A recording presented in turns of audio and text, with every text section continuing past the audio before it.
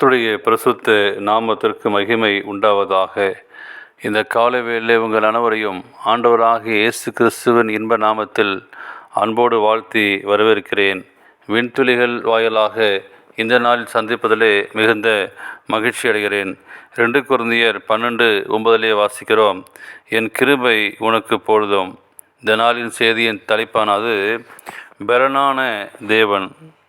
உலகத்தில் உள்ள மக்களில் பெரும்பாலும் தங்களுக்கு பிரச்சனைகள், வியாதிகள், பொருளாதாரத்தில் முடக்கம் என்றால் தங்களை விட வசதி படைத்த மனிதர்களையும், பணக்காரர்களையும், உறவினர்களையும், நண்பர்களையும் நாடுவார்கள். ஆனால் பெலனுள்ள நம் தேவனை நாம் மறந்து விடுகிறோம். நம் தேவன் பலவீனர்களின் தேவன். நான் பலவீனன் என்று அறிக்கையிட்டு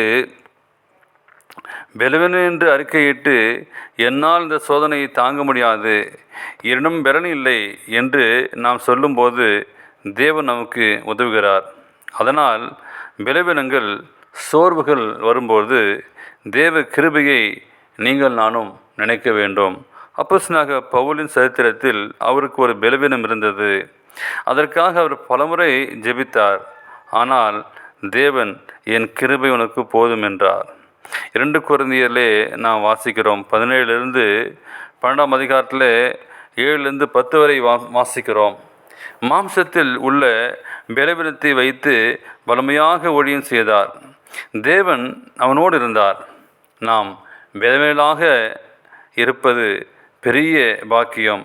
அப்பொழுதுதான் நாம் முற்றிலும் தேவனை சார்ந்திருப்போம். யூதாவின் ராஜாவாகிய ஆசா அவன் தேவனை சார்ந்து இருந்தான். தேவன் அவனுக்கு உதவி செய்தார். வசதிகள் பெருக வேண்டும், தேவனை மறக்க ஆரம்பித்தான். திடீரென அவனுக்கு காலில் கடுமையான வலி கண்டது. அப்பொழுது தேவனை தேடாமல் மருத்துவர்களே நாடினான். ஆனால் சுகமாகவில்லை. 2 நாளாகமும் 16 நாம் வாசிக்கிறோம். அப்போது இஸ்ரவேல் தேசத்தில் பஞ்சம் உண்டான பொழுது காகங்கள் மூலமாக காலையும் மாலையும் அப்பமும் இறைச்சியும் அனுப்பி போஷித்தார் தேவன்.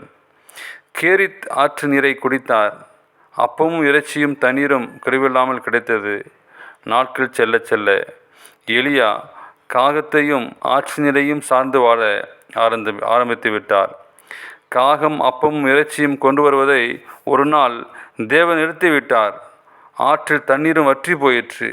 எலியா மீண்டும் தேவ பலத்தை எதிர்பார்த்து காத்திருந்தார். அப்பொழுது தேவன் எலியாவை நோக்கி, நீ சாரிபாத் ஊருக்கு போய் அங்கு ஒரு விதவை வீட்டில் தங்கியிரு, உன்னை பராமரிக்க ஒரு விதவைக்கு கட்டளையிட்டேன் என்றார். வசதி படைத்தோர் பலர் இருக்கும் பொழுது தேவன் அவரை ஒரு விதவையின் வீட்டிற்கு அனுப்பினார். எனவே நாமும் தேவனை தவிர உலகத்தில் உள்ள எந்த பொருளையும், உலகத்தில் இருப்பவர்களையும் சார்ந்திராமல் தேவன் ஒருவரையே சார்ந்து வாழும் பொழுது நமது பலவீனங்கள் எல்லாம் தாங்கிக் கொள்ள பலன் தருவார், நம்மை பராமரிப்பார். என்னையின்றி வேறு தேவர்கள் வேண்டாம் என்று சொல்லக்கூடிய அந்த 10 கற்பனைக்கு இணங்க அந்த பலனான தேவனை நாம் உறுதியாய் நாம் பற்றிக்கொள்வோம். தேவன் தாமே உங்களை ஆசீர்வதிப்பாராக. ஆமேன்.